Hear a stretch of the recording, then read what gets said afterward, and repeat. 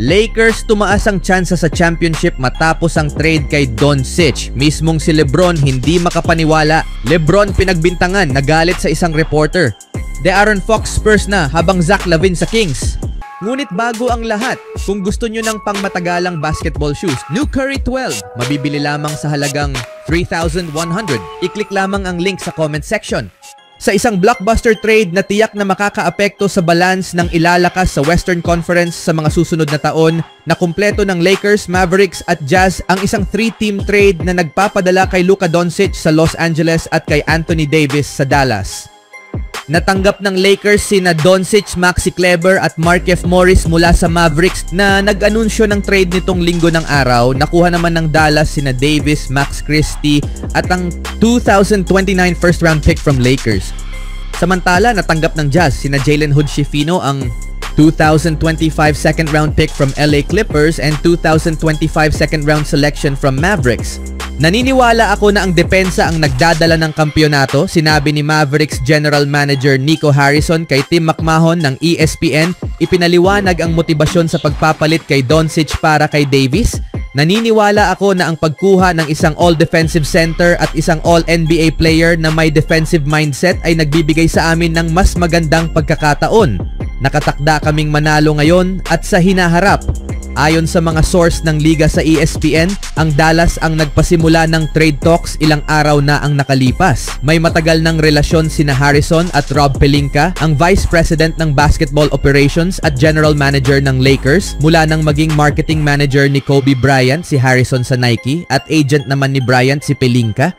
Ang front office, ownership group at coaching staff ng Lakers ay nagkaisa sa desisyon na kunin si Doncic na isang batang superstar habang kinikilala rin na kailangang magbigay ng malaking halaga upang makakuha ng malaking talento sa NBA. Si Luka ay isang pambihirang batang global superstar na mamumuno sa prangkisa na ito sa mga darating na taon, sabi ni Pelinka sa isang pahayag na inilabas ng team noong linggo. Ang kanyang killer instincts at dedikasyon sa panalo ng kampyonato ang magiging pangunahing puwersa ng koponan. Magiging agresibo kami sa pagbuo ng roster na akma sa vision ni Coach Redick para sa team na ito at mayroon kaming walang sawang pangako sa gawaing ito upang mapaglingkuran ng aming mga tapat at dedikadong fans. Kami ay nagpapasalamat sa araw na ito at excited sa kung ano ang susunod. Matapos magkasundo ang Lakers at Mavericks sa deal nitong linggo ayon sa mga source ng ESPN, 3 tawag ang agad na ginawa ni Pelinka. Isang joint call kay Davis at Lakers coach JJ Redick, isang tawag sa agent ni Davis na si Rich Paul ng Clutch Sports at isang tawag kay LeBron James. Sinabi ni Harrison sa Dallas Morning News na tinext niya si Doncic at nag-iwan ng voicemail. Hula ko, malamang ayaw niya akong kausapin, ani ni Harrison sa pahayagan. Nalaman ni James ang tungkol sa trade habang nasa hapunan kasama ang kanyang pamilya matapos ang panalo laban sa Knicks sa New York noong linggo ng araw, ayon sa mga source na malapit sa superstar ng Lakers. Nagulat umano si James sa balita at hindi rin naabisuhan sina Davis at Doncic bago ang trade ayon kay Charania. Dahil sa trade, magsasama sina Doncic at James bilang bagong 1-2 punch for Los Angeles. Habang si Davis ay bubuo ng bagong star duo kasama si Kyrie Irving sa Dallas. Ayon sa isang source na pamilyar sa plano ng 4-time MVP, mananatili si James sa Lakers lampas sa trade deadline sa Biyernes, kinumpirma ang isang ulat mula kay NBA reporter Chris Haynes. Muling magsasama sina Doncic at Redick, former teammate sa Mavericks. Isa si Doncic sa mga nasa court nang huling lumabas sa laro si Redick noong May 11, 2021. Iwinaksin ni Davis ang kanyang $5.9 million trade kicker bilang bahagi ng deal ayon sa mga source ng ESPN. Ginawa ito upang bigyan ang Mavericks ng flexibility sa salary cap upang maging kompetitibo habang kinikilala rin na maaari niyang mabawi ang pera sa iba pang paraan, lalo na sa Texas na walang state tax at sa posibleng pagpirma ng contract extension sa Dallas sa hinaharap. Motibado ang Mavericks na ipamigay si Doncic dahil sa patuloy na alalahanin tungkol sa kanyang kondisyon ayon sa mga source ni McMahon. May malalim umanong pagkadismaya sa loob ng organisasyon tungkol sa disiplina ni Doncic sa kanyang diet at kondisyon na itinuring nilang pangunahing dahilan ng kanyang mga injury. Bagaman mas payat si Doncic nang dumating sa training camp, lumaki umano ang kanyang timbang sa mataas na 260 pounds this season. Hindi siya naglaro ng 5 sunod na laro noong huling bahagi ng Nobyembre kung saan idineklara ng Mavericks na may sprained right wrist siya. Ngunit ayon sa mga source, ito ay isang paraan upang bigyan siya ng oras na mag-focus sa kanyang kondisyon.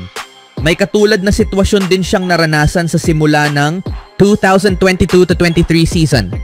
Nalimitahan si Doncic sa 22 laro ngayong season dahil sa iba't ibang injury. 2 beses niyang na-strain ang kanyang kaliwang guya mula nang magsimula ang training camp noong Setyembre. Bagaman iniulat lang ito ng Mavericks bilang calf contusion ayon sa mga source. Hindi pa naglalaro si Doncic mula nang ma-strain muli ang kanyang guya noong Pasko. Ngunit inaasahan niyang makabalik bago ang All-Star break ngayong buwan, ayon kay McMahon. Si Davis naman ay hindi rin naglaro sa huling 2 laro ng Lakers matapos ma-diagnose ng abdominal muscle strain. Ayon sa Lakers, i-reassess si Davis sa loob ng 1 linggo. Dapat sana ay makakatanggap si Doncic ng 5-year, $345 million contract this summer. Ngunit dahil sa trade, hindi na siya kwalipikado para sa Supermax deal ayon kay Bobby Marks ng ESPN. Oo, sobrang laki ng nawala kay Luka. $116 million ang nawala sa isang iglap dahil sa trade na to. Kung nanatili siya sa Dallas, pwede sana niyang makuha at matanggap ang pinakamalaking kontrata sa kasaysayan ng NBA, lampas pa sa $315 million deal from Jason Tatum. Ang pinakamalaking extension na pwede niyang makuha ngayon ay 5-year, $229 million. Malaking pera pa rin pero mas maliit ng $116 million kumpara sa dapat niyang makuha sa Dallas. Mahirap talagang sukatin kung sulit ba ito para kay Luka. Malamang gusto niya ng bagong simula at mas magandang tsansa sa championship kasama si LeBron, pero ang kapalit, isa sa pinakamalaking kawalan sa kasaysayan ng NBA. Napaka-historical ng trade na ito. Ayon sa Elias Sports Bureau, ito ang unang pagkakataon sa kasaysayan ng NBA na 2 reigning All-NBA players ang itinrade para sa isa't isa sa kalagitnaan ng season. Sasali si Davis sa coaching staff na pinamumunuan ni Jason Kidd na former assistant coach sa Lakers nung kanilang 2020 championship team, at kay assistant coach Jared Dudley na dating role player sa parehong squad. Sinabi ni Davis kay Shams Charania nung nakaraang buwan na kailangan ng Lakers ng isa pang big man dahil lagi akong nasa pinakamahusay kong laro kapag nasa 4 ako. Si Davis ay sasama sa isang Dallas team na mayroon ng malaking frontcourt kasama ang 6 feet 10 inches Daniel Gafford and 7 feet 1 inch Derek Lively na kasalukuyang may ankle injury. Nagulat ang NBA community nang pumutok ang balita ng trade, kabilang na ang mga manlalaro tulad nina Devin Booker, Kevin Durant at Patrick Mahomes na nagpost ng kanilang reaksyon sa social media. Sa epekto ng trade sa betting market, tumaas ang tsansa ng Lakers na manalo ng titulo mula 40-1 to 16-1 in ESPN Bet matapos ang laro. Mukhang sinusubukang i-frame ni Bill Reiter na may issue sa pagitan ni LeBron at AD bago pa man mangyari ang trade. Ang sabi niya, may frustration na raw si LeBron kay Davis kaya may sense daw ang palitan. Pero nang makita ni LeBron ang report, agad siyang nag-react at tinawag itong kasinungalingan sa social media. Mukhang hindi natuwa si LeBron sa report na yon. Agad-agad niyang tinawag na FK and lie ang sinabi ni Bill Reiter tungkol sa di umano'y frustration niya kay Anthony Davis. Malinaw na gusto niyang ituwid ang narrative na siya ang nasa likod ng trade o may issue sila ni AD. Pero kahit anong sabihin ni LeBron, hindi maiiwasan ng mga tao na mag-isip kung may tension nga ba talaga. Alam naman natin na may history siya ng pagiging vocal sa roster moves ng team niya. Pero sa ngayon, mukhang gusto lang niyang ipakita na full support pa rin siya kay AD kahit nasa Dallas na ito. Anong masasabi niyo ngayon mga kaibigan sa tsansa ng Lakers? At kakapasok lang ng isang balita mga kaibigan, ang superstar ng Sacramento Kings na si De'Aaron Fox ay inaasahang lilipat sa San Antonio habang si Zach LaVine naman ay patungo sa Sacramento sa isang multi-team trade ayon kay Shams Charania ng ESPN. Si Fox ay naging pundasyon ng Kings franchise matapos siyang mapili bilang ika-5 overall pick sa 2017 NBA Draft. Anong masasabi niyo ngayon mga kaibigan sa tsansa ng Lakers at sa sumunod ngayon na trade kay Zach LaVine at De'Aaron Fox? Even when you feel low, you can still go. Even when you feel slow, you can still go.